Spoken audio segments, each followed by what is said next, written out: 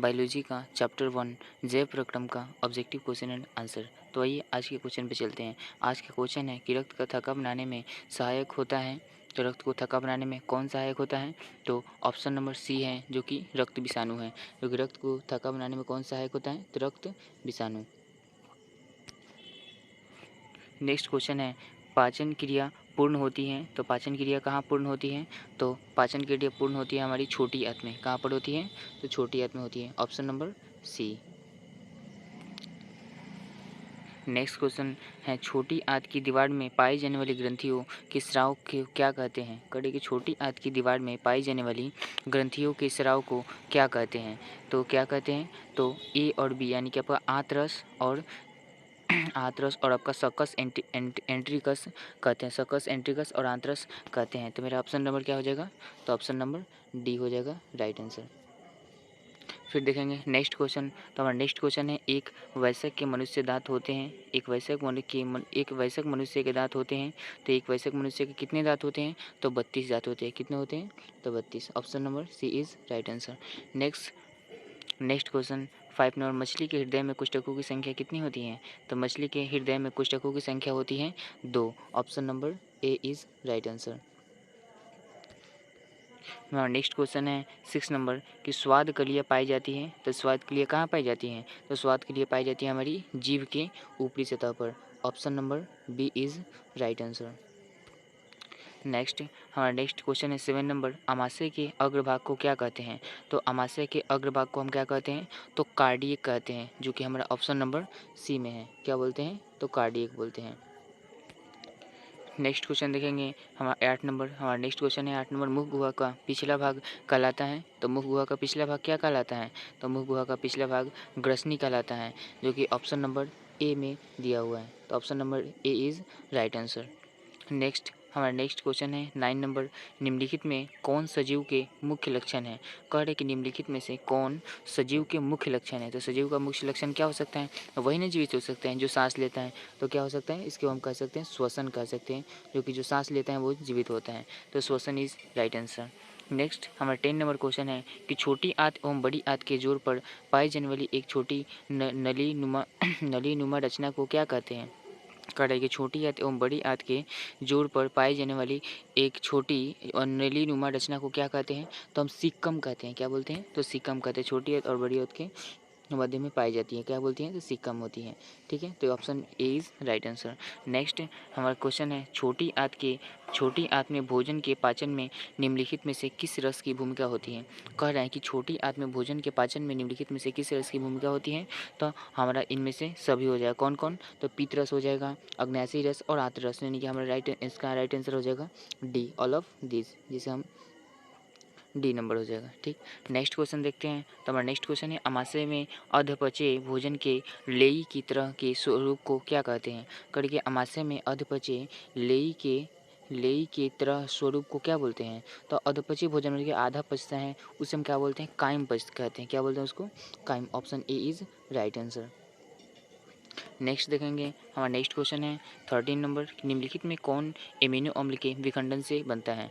कड़े की निम्नलिखित में से कौन एमिनो अम्ल के विखंडन से बनता है? तो एमिनो अम्ल के विखंडन से कौन बनता है? तो वही अमोनिया होता है ना। एमिनो अम्ल के विखंडन से अमोनिया बनता है। Option C is right answer. Next question देखेंगे 14 नंबर स्वपोषी पोषण के लिए आवश्यक है। करेगी स्वपोषी पोषण के लिए आवश्यक है। तो स्वपोषी पोषण के लिए क्या आवश्यक है?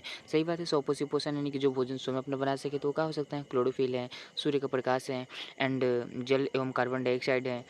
ठीक है, तो ये तीनों है, तो इसको हमारा राइट आंसर हो जाएगा डी नंबर, इनमें से सभी, जिसको इंग्लिश में all of this. Right, next हमारा क्वेश्चन है 15 नंबर कि चाइल्ड का अवशोषण होता है। करें कि चाइल्ड का अवशोषण किस में होता है? तो चाइल्ड का अवशोषण होता है हमारा इलियम में। तो चाइल्ड का अवशोषण कहाँ होता है? इलियम, यानी कि option number A is right answer. हम नेक्स्ट देखेंगे हमारा नेक्स्ट क्वेश्चन है 16 नंबर मनुष्य के आहार नल की कौन सी रचना अवशोषी अंग है? करेंगे मनुष्य के आहार नल की कौन सी रचना है जो कि अवशेषी अंग है? अवशेषी अंग है, तो कौन सी है हमारी अवशेषी अंग? तो हमारा बी नंबर यानी कि आपका अपेंडिक्स है, जो कि आहार नल की अवशेषी अंग है। कौन है? Appendix. Option B is right answer. हम नेक्स्ट देखेंगे हमारा नेक्स्ट क्वेश्चन है कि दांत अवस्थित यानी अस्थि क्षय होता है। अस्थि क्षय का कारण है दांत का अस्थि क्षय।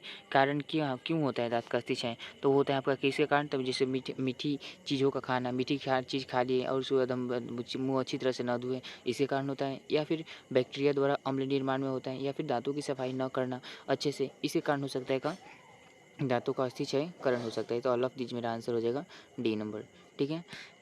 नेक्स्ट हमारा क्वेश्चन है 18 नंबर। डेंटाइन के ऊपर दांतों की सुरक्षा हेतु पाई जाने वाली कठोर परत को क्या बोलते हैं? मतलब कि दांतों के ऊपर पाए जाने वाली सुरक्षा कवच होता है ना, जो दांतों को हमारी सुरक्षा प्रदान करता है, इसी कारण हमारे दांत सड़ते नहीं हैं, उसको हम क्या बोलते हैं? उसको हम बोलते हैं इनामिल, जो कि ऑप्शन नंबर ए में है। इसका राइट आंसर हो जाएगा ऑप्शन नंबर ए।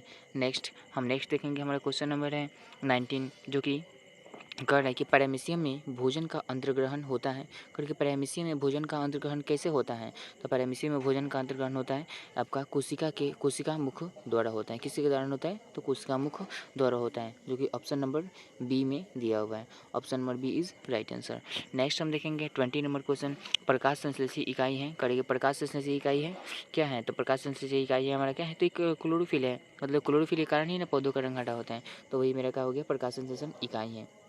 इकाई का मतलब अगर प्रकाश संश्लेषण ना हो तो अगर प्रकाश संश्लेषण के लिए हमें क्लोरोफिल होना आवश्यक है। ठीक है। तो इसी प्रकार नेक्स्ट क्वेश्चन देखेंगे 21 नंबर, जो कि प्रकाश संश्लेषण प्रक्रिया का मुख्य उपोत्पाद क्या है? तो उपोत्पाद हमारा क्या हो जाएगा? प्रकाश संश्लेषण प्रक्रिया का उत्पाद हो जाएगा हमारा ऑक्सीजन हो जाएगा।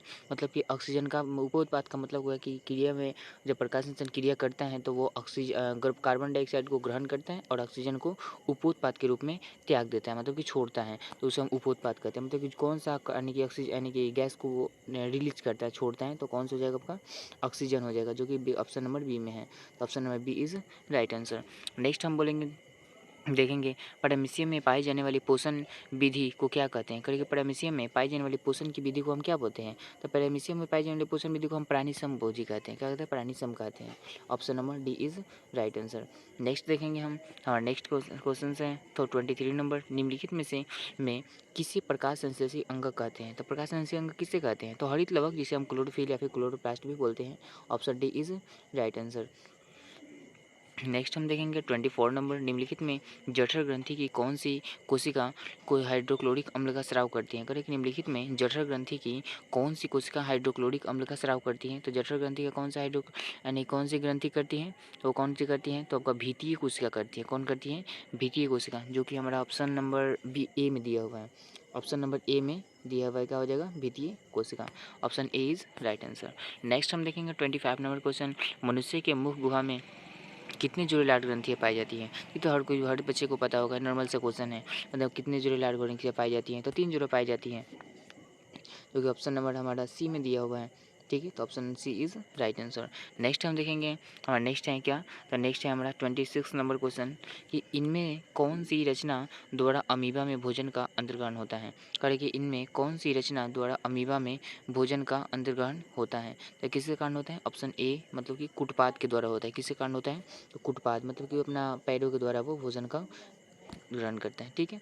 अब देखेंगे 27 नंबर क्वेश्चन है कि पेप्टाइड्स को निम्नलिखित में से किस रूप में तोड़ता है? पेप्टाइन है, पेप्टोन है, जो कि पेप्टाइड्स को निम्नलिखित में से किस रूप में तोड़ता है? तो एमिनो अम्ल के रूप में तोड़ता है ना, जो कि option A is right answer हो जाएगा। ठीक है। नेक्स्ट देखेंगे इसी प्रकार 28 नंबर क्वेश्चन, कोशिका के किस भाग में सजीवों के सारे गुण विद्यमान होते हैं? करिए कोशिका के किस भाग में सारे सजीवों के सारे गुण यानी कि आपका जो भी होता है गुण विद्यमान होते हैं? तो कौन होता है? तो जीव द्रव्य होता है, जो कि जीव द्रव्य में सभी गुण विद्यमान होते हैं। ठीक है, तो option C is right answer, हमारा सी हो जाएगा राइट आंसर। हम इसी प्रकार नेक्स्ट देखेंगे 29 नंबर, निम्नलिखित में किस छिद्र द्वारा ग्रसनी ग्रास नली से जुड़ी होती है? करेक्ट। निम्नलिखित में से किस छिद्र द्वारा ग्रसनी ग्रास नली से जुड़ी होती है? किसके द्वारा जुड़ी होती है? तो निगल द्वार के द्वारा ना। ग्रसनी यानी कि आपका सांस लेने वाली द्वार होती है, जो सांस लेने वाली किसके द्वारा जुड़ी होती है? हाँ, वही खाना खाने वाली। तो किसके द्वारा? निगल द्वार द्वारा। ओके। नेक्स्ट देखेंगे 30 नंबर क्वेश्चन, अमीबा का मुख्य भोजन क्या है? तो अमीबा का मुख्य भोजन क्या थी?